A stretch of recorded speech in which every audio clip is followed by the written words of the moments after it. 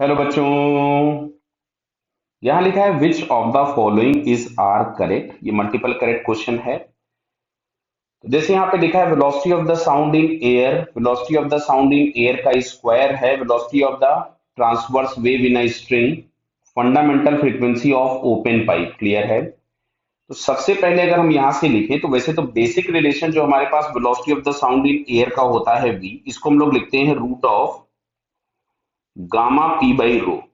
जहां पे गामा आपके पास होता है एडियाबैटिक कांस्टेंट या adiabatic exponent of the gas, P होता है प्रेशर और रो होती है डेंसिटी। लेकिन इस एक्सप्रेशन को देख करके तो हमको लगता है कि शायद ये आपके पास ये जो फर्स्ट वाला ऑप्शन है करेक्ट है। लेकिन अगर हम लोग देखें तो प्रेशर और डेंसिटी इस तरीके से इंटरकनेक्टेड होते हैं कि फाइनली जो आंसर आता है वो प्रेशर और डेंसिटी पे डिपेंडेंट नहीं होता है। कैसे? पी की जगह हम लोग लिख देते हैं एन आर टी। देखिए यहां से मैं लिख दे रहा हूं पीवी इज इक्वल्स टू, हम एन आर टी लिख सकते थे तो पी की जगह मैं लिख दिया मैंने N R T upon V. अच्छा, जो डेंसिटी था इस डेंसिटी की जगह हम लोग लिख सकते थे मास अपॉन वॉल्यूम। तो देखो वॉल्यूम से वॉल्यूम गायब हो गया। तो फाइनली हम लोगों को यहां से मिल रहा है गामा अपॉन एम। अच्छा, एन की जगह पे हम लोग लिख सकते थे mass upon molecular mass into R T. तो देखिए एम से एम भी कैंसिल हो गया। तो फाइनल रिलेशन जो हम लोगों के पास आता है this is gamma R T by M. Clear है। जहां पे टी हम लोगों को लेना होता है केल्विन में। क्लियर है। अब चलिए, तो यहाँ पे जैसे पहला रिलेशन लिखा हुआ है तो अब हमको ये फाइनल आंसर जो दिख रहा है वो तो प्रेशर से इंडिपेंडेंट हो गया, सो ए आंसर होगा नहीं। बी वाले में लिखा है वी का स्क्वायर। क्लियर है। तो यहाँ पे जैसे मैं अगर इसका स्क्वायर कर देता हूं तो V square is equals to आपको मिलेगा gamma R T by M. Clear. तो अब यहां तो हमको दिखने लग गया कि वी स्क्वायर और टी लीनियर रिलेशन में है, लेकिन हमको टी किस में लेना होता है? केल्विन में। यहाँ पे दिया हुआ है डिग्री सेंटीग्रेड में, तो फिर से गलत हो गया। क्यों? अगर मैं इसकी जगह लिखूंगा गामा आर बाई एम और डिग्री सेंटीग्रेड में लिखना है तो इसको मुझे लिखना पड़ेगा 273 प्लस टी।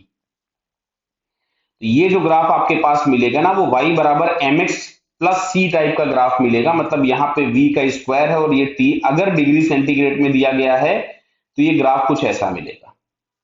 बराबर है। तो ये बी वाला ऑप्शन भी गलत हो गया।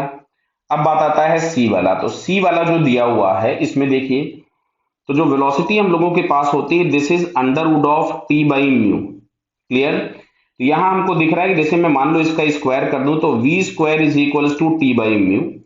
तो ये आपको दिख रहा है Y square is equals to 4ax वाले पैराबोला हम लोगों ने पढ़े हैं। बराबर है। तो ये जो पैराबोला हमारे पास बनता था वो इस तरीके से ओपन होता था। क्लियर है। ये इस तरीके से ओपन होता था। यहाँ पे निगेटिव हो नहीं सकता है, रूट है तो केवल ये ऊपर वाला पार्ट दिखेगा। तो ये हमको पैराबोलिक, मतलब ये सी ऑप्शन करेक्ट हो गया। अब बात आती है डी की, fundamental frequency of organ pipe.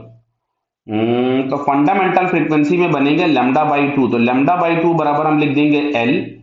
तो लेमडा बाई टू, लेमडा की जगह हम लोग लिख देते हैं वी बाई एफ। तो ये हम लोगों के पास यहां से मिलता है 1/2 into V by F is equals to L. So F is equals to आता है वी बाई टू एल। तो यहाँ पे एफ और एल एक दूसरे के इनवर्स रिलेशन में है, मीन से ग्राफ हम लोगों के पास बनेगा हाइपरबोला। तो बेटा ये डी वाला ऑप्शन भी हम लोगों को क्या दिख रहा है? सही। तो फाइनली यहां से हम लोगों के पास सी एंड डी ऑप्शंस क्या होंगे? करेक्ट। क्लियर बेटा। Okay, all the best.